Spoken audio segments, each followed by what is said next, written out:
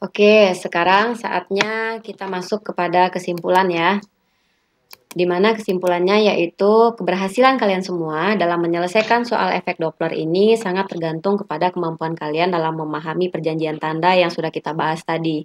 Jadi yang harus kalian ingat itu adalah 4 kondisi atau 4 keadaan dari masing-masing sumber bunyi ataupun si pendengar.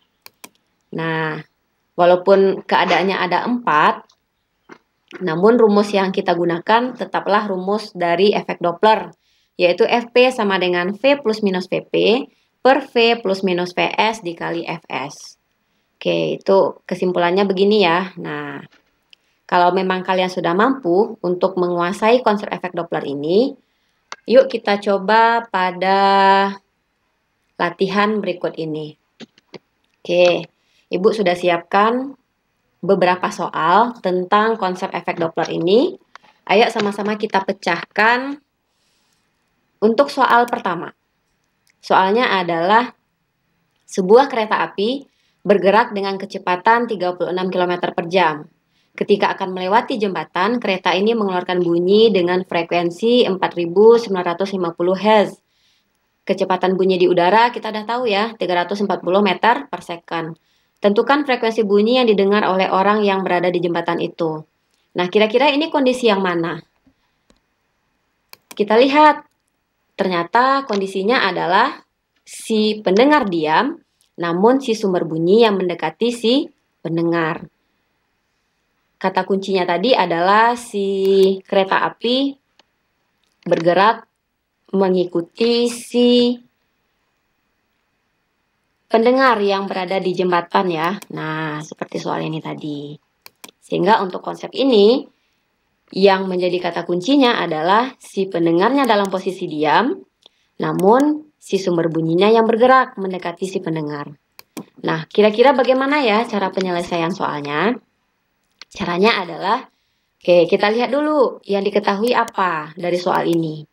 Yang diketahui adalah V dari sumber bunyi, di mana V dari sumber bunyi yang kita simbolkan dengan Vs di sini adalah 36 km per jam.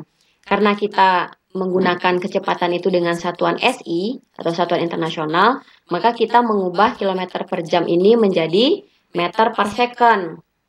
Sehingga 36 km per jam, kalau kita ubah menjadi meter per second, hasilnya adalah 10 meter per second. Lalu kenapa di sini ada tanda negatif? Kenapa ada tanda negatif? Karena dia bergerak mendekati si pendengar yang dalam posisi diam. Karena si sumber bunyi mendekati pendengar dalam posisi diam, maka dia bernilai negatif. Oke, selanjutnya kita lihat. Selanjutnya kita lihat yang diketahui selanjutnya itu apa? Yang diketahui adalah frekuensi dari si sumber bunyi itu adalah 4950 Hz. Dan V atau kecepatan udara itu adalah 340 meter per second. Yang ditanyakan apa? Yang ditanyakan adalah frekuensi bunyi yang didengar oleh orang yang berada di jembatan. Kalau kita simbolkan itu tadi dari rumus tadi apa? Yaitu Fp. Dan di sini Vp-nya adalah 0. Kenapa dia 0? Karena si pendengarnya berada dalam posisi diam. Nah, kalau seperti itu kita gunakan rumus yang mana? Kita gunakan rumus Fp sama dengan V plus 0 per V dikurang Vs dikali Fs. Maka silakan kita substitusi saja persamaan ini ya. Kita masukkan angka-angka yang sudah diketahui ke dalam persamaan yang sudah kita pahami tadi, di mana V adalah 340 ditambah dengan 0 per 340 dikurang dengan 10. Kenapa dia dikurang 10? Karena dia bergerak mendekati pendengar, dikali 4950 Hz. Sehingga hasilnya adalah 340 per 330 dikali 4950 sama dengan 5100 Hz. Oke. Itu untuk soal yang pertama. Soal yang kedua yaitu Sebuah kapal terbang mendekati menara sirine yang menggaung dengan frekuensi 1000 Hz. Jika pendengar mendengarkan bunyi sirine dengan frekuensi 1050 Hz, tentukanlah kecepatan kapal tersebut. Nah, kira-kira ini kondisi yang bagaimana? Di sini terlihat ya, sebuah kapal terbang mendekati menara sirine. Artinya di sini si sumber bunyinya diam, namun si pendengarnya yang bergerak. Itu sudah kita bahas juga tadi contoh persamaannya. Bagaimana cara menyelesaikan soalnya seperti ini? Sama dengan yang tadi. Kita buat dulu yang diketahui. Yang diketahui Vs-nya 0. Kenapa Vs-nya 0? Karena menaranya diam. Di sini Fs-nya adalah 1000. Karena diketahui soal ya. Bahwasanya sirine itu menggaung dengan frekuensi 1000 Hz. Sedangkan Fp adalah 1050. Dan V adalah 340 meter per sekon. Pertanyaannya adalah, berapakah kecepatan kapal? Artinya kecepatan dari pendengar atau Vp. Sehingga kita bisa gunakan rumus Fp sama dengan V plus Vp per V plus 0. Kenapa sama-sama plus? Jawabannya adalah karena si pendengar dia mendekati si sumber bunyi, makanya positif. Lalu di sini kenapa 0? Karena si sumber bunyi itu dalam posisi diam dikali Fs. Maka kita bisa langsung substitusi saja ke dalam persamaan ini angka-angka tersebut.